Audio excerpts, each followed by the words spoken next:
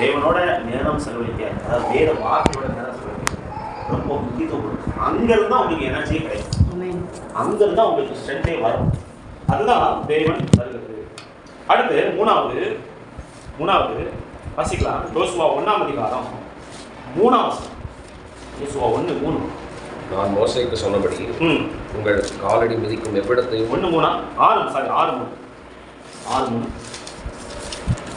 புருஷராகிய நீங்கள் அனைவரும் பட்டணத்தை சூழ்ந்து ஒரு தரம் சுற்றி வாருங்கள். இப்படி 6 நாள் செய்ய கடவீர்கள். பாருங்க, March around the city once with all armament, to this for 6 days சொல்றாரு. சுத்தி வாப்பா அப்படின்னு. என்ன அப்படின்னா, தேவன் சில நேரங்கள் நமக்கு சொல்லுற ஆலோசனை வந்து நம்மளோட லாஜிக் ஒத்தே போகாது. நம்ம மைண்ட் ஒரு லாஜிக் என்ன செய்யாது, ஒத்து போகாது. ஹியூமன் லாஜிக் ஒத்து போகாது. ஆனா விசுவாசத்தோட அவர் சொன்னதுக்கு அப்படியே கீழ்ப்படியணும்னு ஆண்டவர் நினைக்கிறார். Faith obeys even when it does not fully understand. உங்களுக்கு புரியாதாலும் பரவாயில்ல, ஆண்டவர் சொன்னதுக்கு கீழ்ப்படிங்க. பாருங்க, நார்மலா ஒரு ஹியூமனா நம்ம யோசிச்சு ஒரு நாட்டை இருக்கீங்கன்னா என்ன வேணும்? மிலிட்ரி வேணும், அப்படிதானே? மிலிட்ரியை கொண்டு போயிட்டு ஈட்டியோ, ராணுவ தளவாடங்களோ, குதிரைப்படையோ, யானைப்படையோ, காலாப்படையோ இதைதானே கொண்டுட்டு போனோம். ஆனா இங்க ஆண்டவர் என்ன சொல்றாரு? நீ வந்து சுத்தி வா, நீ பாட்டு பாடு, நீ ஆர்ப்பரி, ஆரவாரம் பண்ணு, 6 நாள் பண்ணு, 7ஆவது நாள் 7 முறை பண்ணு. நீங்களும் நானா இருந்தா கீழ்படுத்திருக்கோமா? கண்டிப்பா. ஆண்டவரே உமக்கு ஏதாவது ஆயிடுச்சா? பேதுரு பார்த்து சொல்றாரு, ராத்திரி முழுசும் மீன் பிடிக்கிறாரு. ஆனா சொல்றாரு ஆழத்துல போடு அப்படின்னு. அப்போ சொல்றாரு, இதுதான் நான் செஞ்சேன். என்னுடைய அனுபவத்துல நான் வந்து யாரு பிறவிலேயே ஒரு மீனவன், எனக்கு வந்து கடலினுடைய அத்தனை காரியங்களும் அத்துப்படி. ஆனா அவர் ஒரு வார்த்தை சொல்றாரு, ஆனாலும் வார்த்தைப்படி நான் போடுறேன். ஆமென். பாருங்க, ஆண்டவர் நமக்கு என்ன எதிர்பார்க்கிறாரு? புரியாட்டா கூட கீழ்ப்படியும். ஆமென். லாஜிக்ல சொல்லிட்டு இருக்க கூடாது. லாஜிக்கா பேசணும்னா ஆண்டவர் நம்ம வாய் பேசாம பண்ணிடுவார். யார் பண்ணாரு? ஆண்டவருக்கு ஒரு காரியம் சொல்றாரு. சகரியா ஒரு காரியம் சொல்றாரு, ஒரு காரியம் நடக்க போகுது. ஆனா லாஜிக்கா பேசும்போது இது நடைபெறும் நாள் வரைக்கும் நீ ஊமையா இருக்காது. அப்ப லாஜிக் பண்ணிட்டு இருக்க கூடாது. பாருங்க, எபிரேயர் 11 யோசுவா 6:20 அவங்க சத்தம் போடும்போது, ஆர்ப்பரிக்கும் போது அந்த அலங்கம் இடிஞ்சு விழுது, திறப்பு கண்டது அப்படின்னு. அந்த அலங்கத்துல என்ன பண்ணிருக்கு? திறப்பு கண்டது. அவங்க அந்த ஜனங்கள் ஆர்ப்பரித்தார்கள். எக்கால சத்தத்தை ஜனங்கள் கேட்டு மகா ஆரவாரத்தோட முழங்குகையில் அலங்கம் இடிந்து விழுந்தது. உடனே ஜனங்கள் அவரவர் தங்களுக்கு நேராக பட்டணம். இதுதாங்க ஆண்டவர் நம்ம எதிர்பார்க்கல. 2 எக்ஸாம்பிள் சொல்றேன். எபிரேயர் 11:8 ஆபிரகாம கர்த்தர் அழைச்சிட்டு புறப்பட சொல்றாரு. அவன் நீ புறப்பட்டு போன்றாரு, எங்க போன சொல்லணுங்கிறார். நான் போகும் இடம் இன்னதென்று அறியாமல் புறப்பட்டு போனேன். இப்ப பாருங்க, இந்த ஊருக்கு வர்றதுக்கு அண்ணன் மேப் அனுப்பினாங்க. எங்க மேப் அனுப்பி அங்க கேட்டு இருந்தோம். அதுக்குள்ள அங்க இருந்து போன் பண்ண இவ்வளவு பண்ணியே திணறோம். போகிற இடம் தெரியாம போனாராம். அப்புறம் என்ன அர்த்தம்னா, அவர் சொல்லிட்டாருன்னா கிளம்பிடு. ஆமென். அவர் சொல்லலன்னா போகாத. ஆமென். ஆமென். அப்போ இதுதான் ஆண்டவர். obedience is better than sacrifice. எப்படிப்படுது? obedience is better than sacrifice. பலியை பார்க்கிறோம், கீழ்ப்படிதல் உத்தமம் சொல்லி சவுல் சொல்லப்படுது. நான் இதெல்லாம் அவனை கேட்டேன்னா, என் வார்த்தைக்கு கீழ்ப்படி, என்னுடைய சொல்ல நீ நிறைவேற்றணும். ஆமென். நம்ம ஹியூமன் லாஜிக் என்ன லாஜிக் பாருங்களேன். ஒரு எக்ஸாம்பிள், யோவான் 2ஆம் அதிகாரத்துல கானாவூர்ல கல்யாண வீட்டுல ரசம் இல்லை.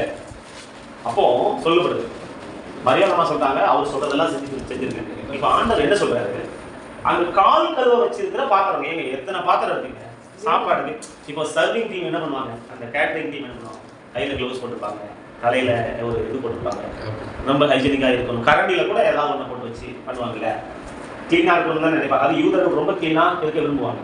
வெளியே போயிட்டு வந்தா உடனே கால் கழுவு சுத்தமா இருப்பாங்க. இப்போ வெளியே கால் கழுவுறதுக்கு வச்சிருக்கிற பாத்திரத்துல போய் தண்ணி நிரப்பி அதை ரசமாக்கிருக்கேன். பாருங்களேன், வேலைக்காரர்கள் சொல்றதை செய்யறாங்க.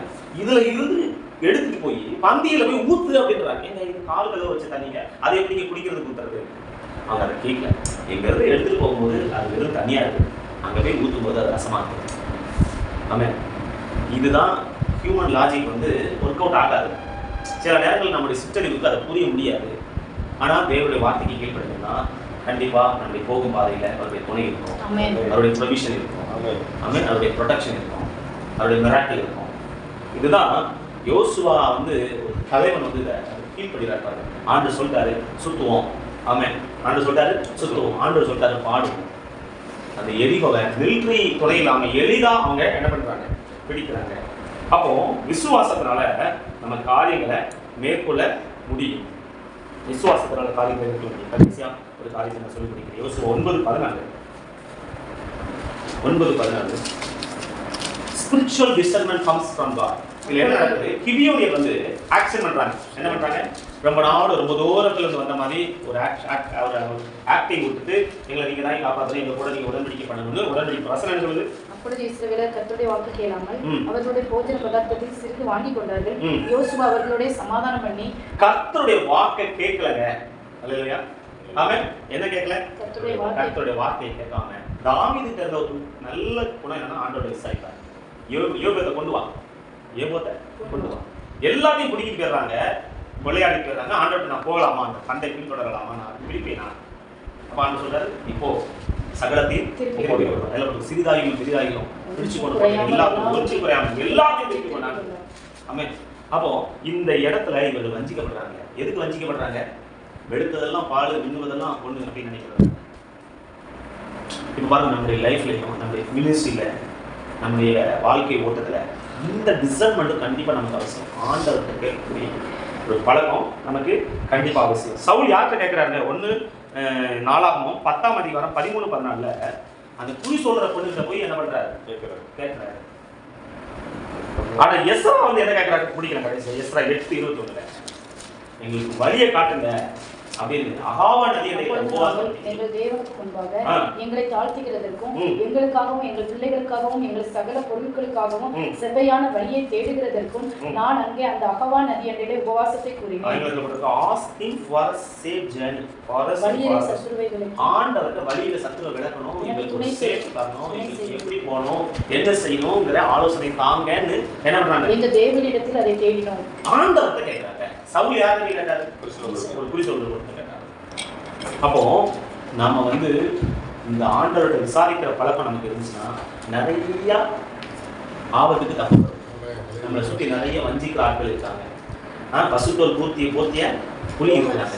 நிறைய அப்படிப்பட்ட காரியங்கள் இருக்கு. இதெல்லாம் புரிஞ்சுக்கணும்னா சாலமோனுக்கு பாருங்க, இந்த இன்சைட் எப்படி கிடைச்சிச்சு. 2 பேர் வந்து ஒரு பிள்ளைக்கு சண்டை போடுறாங்க. ஆனா அவர் ஒரு சொல்யூஷன் சொல்றாரு. இந்த சொல்யூஷன் யார் கொடுத்துருப்பா? Solution best solution. இன்னைக்கும் அந்த இன்சிடென்ட் வந்து பேசப்படுறதுக்கு காரணம் என்னன்னா ஆண்டவரை விசாரிக்கிற ஒரு பழக்கம். தாவீது சகலத்தை திருப்பி கொண்டதுக்கு காரணம் என்ன, ஆண்டவரை விசாரிக்கிறார். இந்த இடத்துல யோசுவா வந்து ஆண்டவரை விசாரிக்காம உடனே அந்த உதவி செய்யற மனப்பாங்க. நம்ம எல்லாரும் நம்ம நிறைய நேரத்தில் நம்ம சேவியரா நினைச்சுக்கோம். யார் வந்து என்ன கேட்டாலும் நம்ம டான்ஸ் இருக்கிறது போல நம்ம கட்டத்தை கேட்காமலே நம்ம எல்லாம் ப்ராமிஸ் பண்ணிட்டு எல்லாம் முடிச்சுட்டு கடைசியில் நம்ம சிக்கிக்கும். நிறைய பேர்லாம் ஜாமீன் போட்டு சிக்கிறவங்க இருக்காங்க. ஊழியக்காரங்க வந்து கேட்பாங்க, சிலிண்டர் தூக்கி போ, நம்ம வீட்டில் சிலிண்டர் தூக்கி போயிடுவாங்க.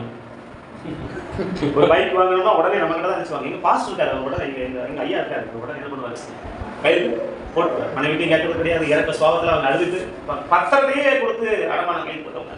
கடைசியில் லாஸ் ஆனவங்க இருக்காங்க, வீடு இழந்தவங்க இருக்காங்க, லேண்ட் இழந்தவங்க இருக்காங்க, கார் இழந்தவங்க இருக்காங்க, பைக் இழந்தவங்க இருக்காங்க, நிறைய இருக்காங்க. காரணம் என்னன்னா டிசர்ன்மெண்ட் இல்லாதான். நம்ம எல்லாம் எழுதிருக்கலாம். 4 காரியம் சொன்னோம். 4 காரியம் ஆண்டவர் நம்மோட பேசுகிறார். ஃபர்ஸ்ட் என்ன, ஃபெய்த்ஃபுல்னஸ் இன் ஸ்மால் திங்ஸ். கொஞ்சத்துல உண்மையா இருக்கணும். கர்த்தர் நம்மளை நம்பி பெரிய காரியத்தை நமக்கு ஆண்டவர் தருவார். 2வது காரியம், success and discernment comes through the meditation of God's word. தேவனுடைய வார்த்தையை தியானிப்பதின் மூலமாக தான் நமக்கு மண்டக்கு மேலைக்கு லைட் தெரியும், நமக்கு இன்சைட் கிடைக்கும், நமக்கு ரெவலேஷன் கிடைக்கும், நமக்கு இலுமினேஷன் கிடைக்கும். ராஜாக்கள் தலைவர்கள் எல்லாம் தங்களுக்கு ஒரு பிரதியை வச்சுக்கிட்டு தேவனுடைய வார்த்தைகள் அடங்கிய அந்த வார்த்தைகளை ஒவ்வொரு நாளும் வாசிச்சா, அதன்படி தியானிச்சு நடந்தோம்னா அவங்க சிங்காசனத்துல நீண்ட காலம் இருப்பாங்க. அவங்க ஆளுக்கு ரொம்ப காலம் நீடிக்கும். விவேகம், நீதி, ஞானம் இதெல்லாம் நமக்கு ஆண்டவருடைய வார்த்தை நமக்கு தந்துடும். நம்ம ஒவ்வொரு நாளும் தேவனுடைய வார்த்தையினால கைட் பண்ணப்படுறவங்களா இருக்கணும். சில நேரம் ஆண்டவர் நமக்கு சொல்றது புரியாட்டா கூட அதுக்கு கீழ்ப்படியணும். அந்த நம்ம கிட்ட கீழ்ப்படிதலை எதிர்பார்க்கிறாரு. விசுவாசத்தோட நம்ம கீழ்ப்படியை எதிர்பார்க்கிறாரு. கடைசியா நம்ம வஞ்சிக்கப்படாது இருக்கணும்னா நமக்கு பகுத்தறியும் கிருபையை ஆண்டவர்கள் பெற்றுக்கொள்ளணும். இந்த பகுத்தறியும் கிருபை இருந்துச்சுன்னா நம்ம வஞ்சிக்கப்படாம அநேக ஆபத்துகளுக்கு நம்மளால தப்ப முடியும். ஊழியத்துல, குடும்ப வாழ்க்கையில, நம்முடைய தனிப்பட்ட வாழ்க்கையில நமக்கு நிறைய சவால்கள் உண்டு. துணை வேண்டும் தகப்பனே உலகிலே என்னை எதிர்க்கும் எதிர்க்கும் சக்திகள் பல உண்டு, துணை வேண்டும் தகப்பனே உலகிலே.